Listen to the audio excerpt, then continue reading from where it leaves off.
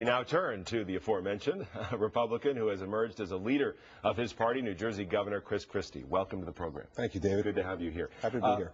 When you talk about the response from the voters on Election Day, something is very curious. We know some of the feelings about the Democrats, about President Obama's policies, but look at this from the exit polls in terms of the opinion of political parties. Republicans didn't fare too well either, 52% unfavorable rating. What does that say about the Republican Party today? Yeah, I think what it says is what I was saying all over the country, that it's put up or shut up time for our party. You know, we lost our way last decade, David, we did, and the people expect us to do better.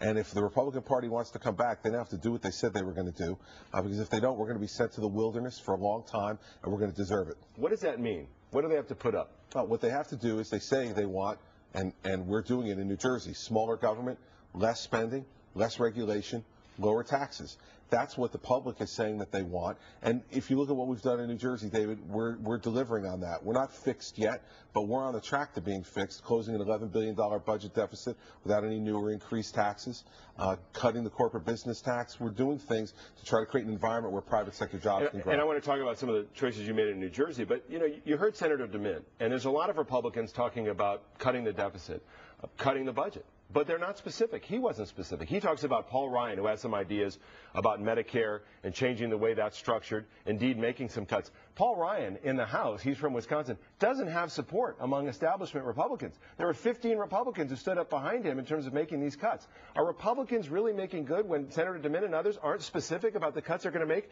to entitlements or defense, to the big ticket items that really move the budget? Well, let me tell you where the leadership's going to come from. You have 11 Republican governors and a Democratic governor, Andrew Cuomo in New York, who have said we can't raise taxes and we have to cut spending in everything. In New Jersey, what we did was we cut spending in every department, a 9% cut in real spending, not projected spending, real spending year over year. Find another state that did that, and we'll go and talk about it. I mean, we made real hard decisions, and I cut some programs that I would have liked to have kept, but we're broke.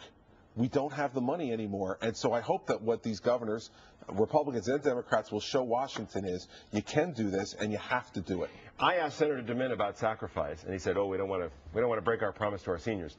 In your state, what are you telling people they have to sacrifice, and what do Republicans around the country have to tell Americans they have to sacrifice if they want to bring the sides of government under control and the deficit under control? We told everybody there has to be shared sacrifice among everyone. Let me be specific. We cut every department of state government. We cut funding to K-12 education. We are proposed real pension and benefit reforms on public sector workers, increasing the retirement age, eliminating COLAs, things that are really going to bring the pension problem back under control.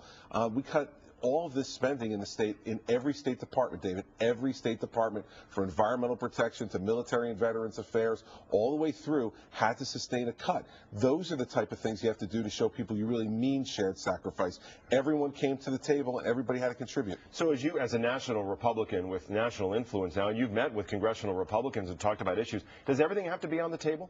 What I told them was they better come up with a plan that's credible, like we did in New Jersey. And the public's going to be able to smell real quickly if you're not credible. And if we are not credible, then we are really going to be in trouble as a party. And I think the numbers you showed indicate that. What about the Tea Party? The Tea Party's influence on the Republican Party. Net positive, net negative? Net positive. Listen, the core that drives the Tea Party, in my view, are those four principles I talked about before. Less spending, smaller government, and less intrusive government, lower regulation, and lower taxes. And when Republicans are at their best, those are our core principles. And so I think that at bottom, it's a positive influence. And listen, you're going to have variance around the country. I endorsed Mike Castle in the primary. Right. In Delaware. Yes, because I felt he was the best person. Is that a wake-up? Do you agree with Lindsey Graham from South Carolina or Jim DeMint from South Carolina that Delaware is a wake-up call for Republicans? I think Delaware was a missed opportunity to have a really good United States Senator in Mike Castle, and that's why I endorsed him in the primary. Let me talk a little bit more about New Jersey and taxes and spending. And I want to talk specifically about this ARC tunnel, this rail tunnel that would have connected New York and New Jersey, and the controversy surrounding this. To boil all of this down, the federal government, as I understand it, offered you a deal. You were worried about cost overruns, and they said, look, we're going to take care of that. New Jersey's not going to be responsible. So critics of you... Well, let me stop you right there. No chance. That never happened. The federal government said $3 billion is what they were going to give us. And I had to sign a contract saying every nickel over $3 billion was the responsibility of the federal government. All the federal government offered me in the interim 2-week period between the time when I first canceled the tunnel was the ability to get federal loans that we'd have to pay back. They weren't going to ship this No. to private companies to be able to take care of? No, it was federal loans, or if we wanted a public-private partnership, we had to have increased fees on all the train tickets for all the commuters all across New Jersey, including ones that weren't using the tunnel, to be able to repay it. No matter what, David, this was going to fall on the people of the state of New Jersey. And the worst part was, it was a blank check. No one could tell me how much this was going to cost. We had already put $5.7 billion up from the state of New Jersey, and we were talking about $2 to $5 billion in overruns now. I mean, we could not sustain that. We're broke. Is this a matter of ideology for you or simply a pragmatic issue that you don't have the money? And by that I mean, should the federal government be involved in big infrastructure projects like this? Sure they should. You know what? I gave the federal government 2 weeks to come back to me and say, if this is a project of such national importance, then put more money on the table for it. But, you know, they didn't. In Florida, where they're building high-speed rail, Florida's being asked to give a 20% match to an 80% for federal. In this project, New Jersey was picking up 70% of the cost, the feds 30%, and nothing from the state or the city of New York. Listen, this is about fairness and about what we can afford. And I'm not going to sign blank checks on the taxpayers of the state of New Jersey for a project that, as laudable as it might be in some respects, we simply can't afford now. When we talk to the campaign, David, about tough choices, this is an example. Tax cuts. You've got a millionaire's tax in New Jersey, which I know that you're opposed to. Not anymore, we don't.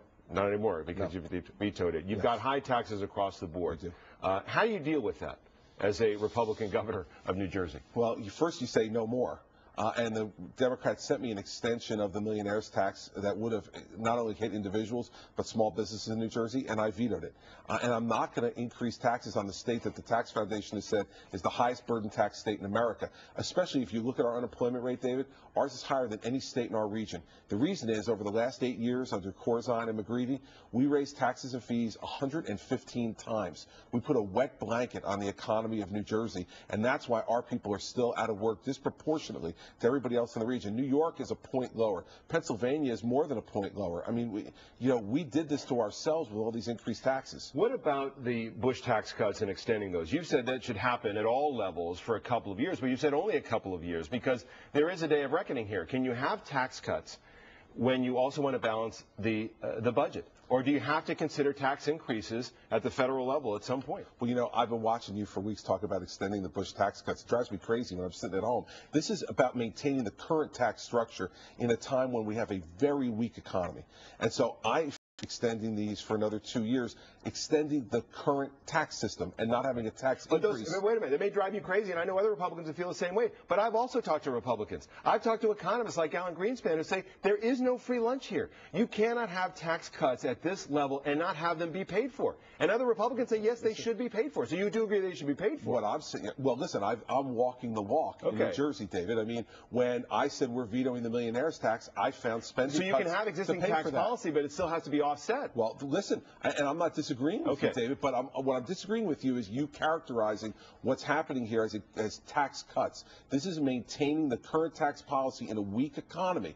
And what you're advocating through your question is tax increases. That's not fair. I'm not advocating. I'm questioning whether or not they have to be paid for. Well, when you call them tax cuts, what I'm saying is I take the position that it's the opposite of that. Right. The opposite of that is it is a tax increase. But they are set to expire. In a weakened economy. And what I'm saying is you should keep the current tax structure in fine, place. But they're set to expire. So if you're going to reauthorize them, you're voting for tax cuts. No, you're not voting for a tax cut. You're voting to maintain the current tax structure. I understand, a continuation. But there's still an offset issue. Well, then we agree. Okay. The issue of where there's room for negotiation. Is there room for negotiation in your mind? Should the president make a deal here on these things for a certain period of time? Does everybody then in a couple of years have to come to this and say, maybe these aren't the best ideas, maybe we also have to think about tax increases at some point? Well, I think the first thing that the president has to focus on is building private sector jobs again in this country. And I don't think by increasing taxes that's the way that we're going to get it done in the short term. And so, sure, there's areas for compromise. I'm sure there are between Republican leaders in the Congress and the president. But the president has to lead on this. And I think that the message was really clear. I got the message from the election. It's about putting people back to work. And you will not put people back to work in private sector jobs by increasing the cost in the private sector. A couple more areas. I want to, you YouTube